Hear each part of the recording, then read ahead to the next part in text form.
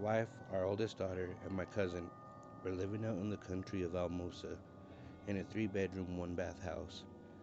The layout was at the front of the door you walked in immediately into the living room.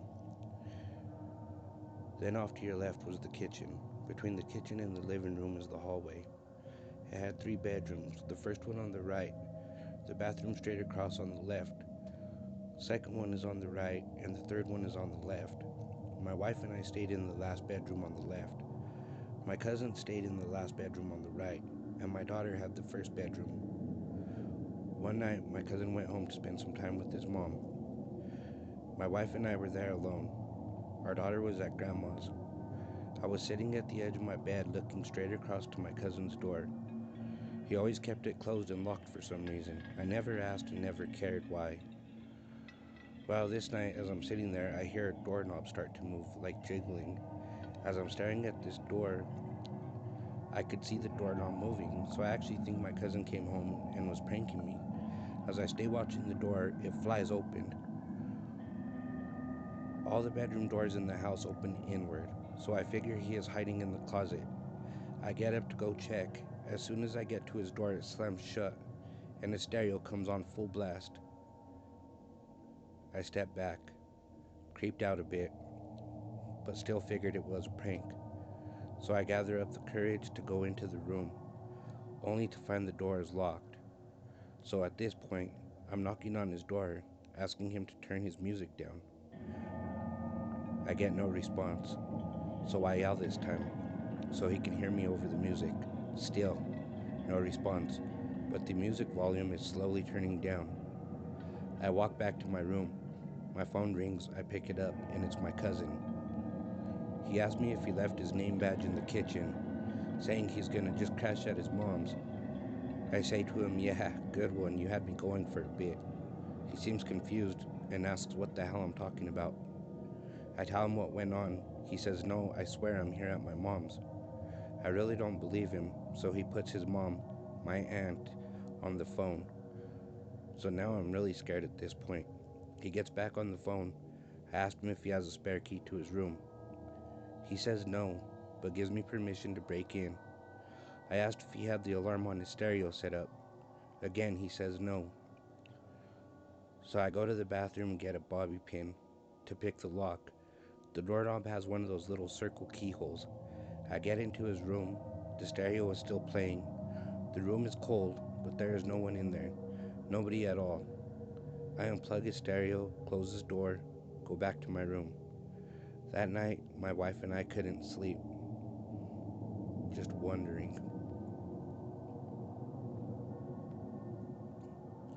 Story 2. So this happened when I was a kid. During summertime, my aunt had just moved into the same town as my mom, so my cousin and I were constantly hanging out. He stayed at my house quite often.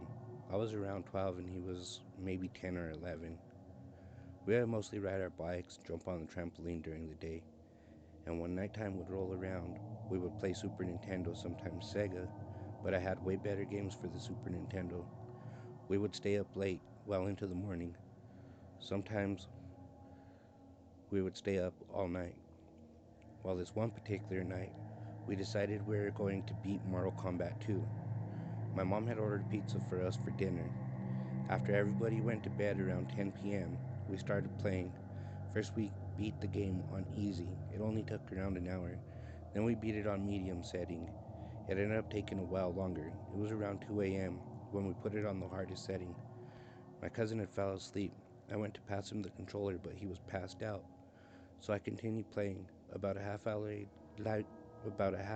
later, my cousin wakes up and asks me if there's any leftover pizza. I told him yes. We talked for a few while he's eating his pizza. I'm still trying to pass the game. Then my cousin said to me, who's on the couch? I said, nobody, everyone's in bed. He said, well, somebody's laying there. I pause the game, look at the couch, nobody is there. I tell him again, nobody is there. I turn my attention back to the game. When he says, yeah, there is, they are using your mom's brown and white blanket. This freaks me out because I swear I didn't see anyone when I looked the first time. So I pause the game again, look back at the couch. My cousin says, oh, phew, it's just Larry. As soon as he finishes his sentence, The person sits up quickly, but hunched over, and it's an old woman with short, gray hair. She had a face that we could barely see, but of what we could, it's wrinkled, and she has a curvy nose. We both jump up off the floor and run to my older brother Larry's room. We actually wake him up from the noise we made going in. He wakes up, starts telling us to shut the hell up. We explained what happened. He told us we were full of shit and to just shut the hell up, that we could just crash in his room on the floor. So we did. We didn't leave his room until the next day.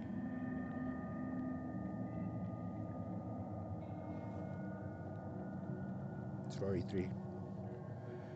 When my wife went into labor with our youngest child on March 31st, 2008, I took her to the hospital in Alamos, Colorado.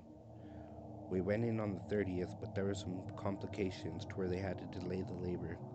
Next day, my wife was in pain and had to keep telling the nurses something was wrong. Almost every nurse we spoke with just told her it was normal. When in labor, my wife kept on telling them it wasn't normal. She knows what labor should feel like, as she has 2 kids already. We finally get one nurse to listen and call in a doctor. The doctor said everything is fine, but he had ordered an ultrasound just to be sure. Immediately after the ultrasound, they rushed her into surgery. The baby was breached, and they had to perform an emergency C-section. It was very scary, but thank God the C-section was successful. Later, around 3 p.m., we were in our room. I looked at the clock. They were still analog at this time. The clock was spinning around clockwise fast, really fast. I stepped out to look for another clock, thinking it was a fluke with my room clock. But no, the one I found in the hall was doing this as well. As a matter of fact, all the clocks in the hospital did this. It was years later. I was retelling this story to my boss. He asked me what day this was, so I told him on the 31st of March. Turns out his wife worked at the hospital and witnessed the clocks doing this as well. But he told me when his wife was telling him about it, she had mentioned a patient had sadly just passed right before the clock started doing this. The end. I have that video on an old card somewhere of the clock. I'm going to try to find it so I could upload it to the channel. Thanks for listening.